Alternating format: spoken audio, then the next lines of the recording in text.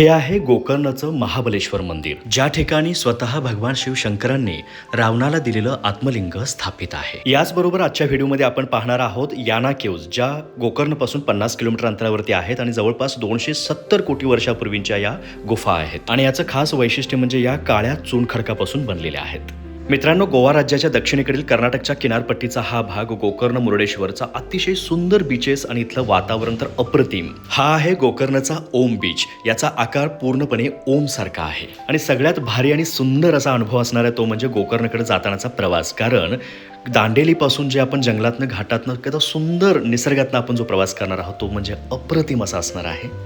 मंडळी नमस्कार, मी सरदार जाधव आणि ट्रॅव्हलर सरदारमध्ये आपल्या सर्वांचं स्वागत. जून महिन्याच्या या शेवटच्या दिवसांमध्ये आपण निघालेलो आहोत कर्नाटक राज्याच्या गोकर्ण मुर्डेश्वर या पट्ट्यामध्ये फिरण्यासाठी, भटकंतीसाठी. यावेळी पाऊस थोडा पुढे ढकलला गेल्यामुळे, जूनमध्ये थोडाफार पाऊस पडून गेल्यामुळे हे वातावरण खूपच आल्हाददायक झाले आणि थोडंफार ऊन सुद्धा आधीमध्ये येते. त्यामुळे हे वेगळा अनुभव, वेगळं वातावरण सध्या आपण अनुभवत आहोत.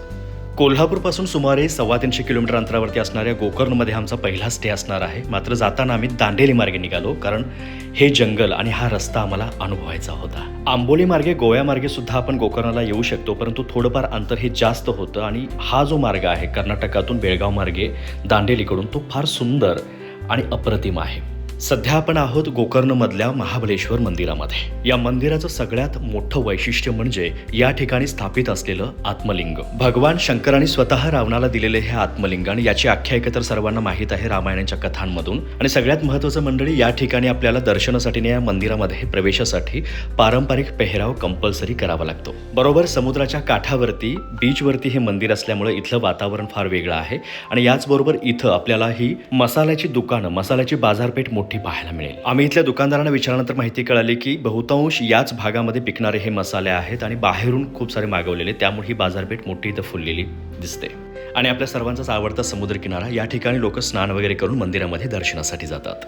इथल्या वातावरणाचा मनसोक्त अनुभव घेतल्यानंतर आम्ही प्रस्थान केलं ते जगप्रसिद्ध 270 कोटी वर्षांपूर्वीच्या याना केव्ज पाहण्यासाठी. गोकर्णपासून दांडेलीकडल्याच रोडवरती 50 किलोमीटर अंतरावरती या याना केव्ज आहेत. या याना केव्ज जंगलाच्या मधोमध स्थित आहेत आणि इकडे जाण्यासाठी 2 रस्ते आहेत. एक गाडी कडेपर्यंत जाते, जिथून 10 ते 15 मिनिटांचा एक ट्रेक आहे, आणि दुसरा जो आहे तो अर्धा ते पाऊण तासांचा ट्रेक आहे. याना केव्ज या कर्नाटक राज्यातील उत्तर कन्नड जिल्ह्यामध्ये स्थित आहेत. या ठिकाणी 2 काळ्या पाषाणाच्या म्हणजेच काळ्या चुनखडकाच्या उंच उंच शिळा, उंच उंच खडक आहेत, ज्यांना भैरवेश्वर शिखर आणि मोहिनी शिखर असं ओळखलं जातं. हे ठिकाण कुमटा आणि सिरसी या 2 शहरांच्या मध्ये वसलेलं असून घनदाट जंगलांनी व्यापलेलं आहे. याना केव्ज या हिंदू पौराणिक कथांशी सुद्धा जोडलेल्या आहेत. या ठिकाणी भस्मासूर राक्षसाचा वध झाल्यानंतर त्याच्या शरीराच्या राखेतून या परिसरातील खडक काळे पडले अशी ही आख्यायिका आहे. आणि याच ठिकाणी भैरवेश्वर शिखराच्या पायथ्याशी एक गुहा मंदिर आहे, जिथे स्वयंभू शिवलिंगाची पूजा केली जाते. हे ठिकाण पर्यटकांसोबत ट्रेकर्ससाठी सुद्धा एक पर्वणी आहे. आणि ऑक्टोबर ते मार्च या कालावधीत इथलं वातावरण अप्रतिम असतं. या पायऱ्यांच्या इथून आपण भैरवेश्वर शिखराच्या आतमध्ये असणाऱ्या गुफांमध्ये प्रवेश करतो. कोट्यावधी वर्षांपूर्वीची निसर्गाची ही किमया पाहताना मन मात्र थक्क होतं. डोळे दिपावून जातात आणि निसर्गापुढे आपण नतमस्तक होतो. इथं नुकताच पाऊस पडून गेल्यामुळे पाण्याचा खळखळ आवाज येतोय. भर पावसाळ्यात मात्र इथं मुसळधार पाऊस असतो आणि या पायऱ्या आणि इथली वाट निसरडी बनते. पाणी सुद्धा खूप आतमध्ये वाहत असतं. निसर्गाशी आणि त्याच्या या भव्य किमयेशी एकरूप होऊन आपण जर हे पाहत राहिलो तर या ठिकाणी 1 2 3 तास कधी निघून जातील हे कळतही नाही.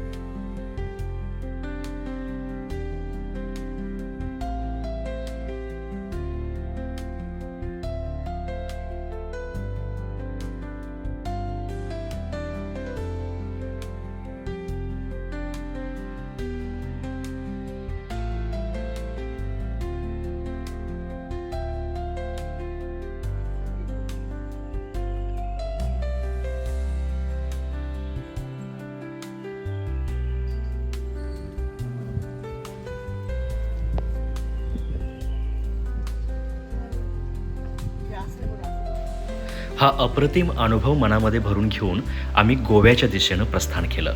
गोव्यातला मुसळधार पाऊस आणि खवळलेला समुद्र अनुभवण्यासाठी आम्ही गोव्यामध्ये 1 दिवसाचा स्टे केला.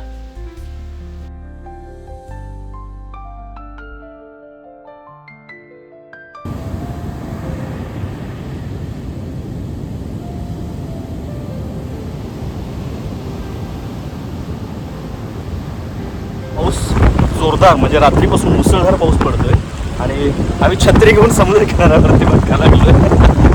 तर वातावरण खूप भारी आहे, वारं खूप सुटलंय, छत्री आवरत नाही असं वारं सुटलंय आणि गोव्यातला पाऊस मुसळधार. आणि कोल्हापूरला परतताना सावंतवाडीतून वरती आंबोलीच्या घाटाचं हे विहंगम दृश्य आणि इथला पाऊस.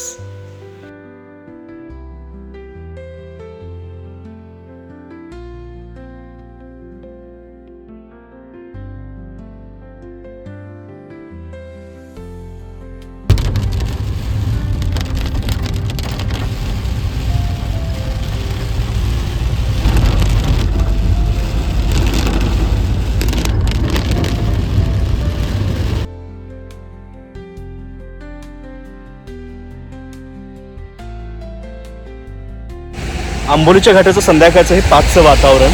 आज कालपासून पाऊस सुरू झाला आहे जोरात. आम्ही 2-3 दिवस झाले कोकणातच होतो, म्हणजे कर्नाटकमध्ये, गोव्यामध्ये. तिकडं पाऊस मुसळधार चालू आहे आणि आता आंबोलीचा धबधबा पण सुरू झाला आहे. भरपूर गर्दी आहे, मात्र बारीक बारीक पाणी आहे, खरं भरपूर गर्दी आहे आणि इतकं भारी.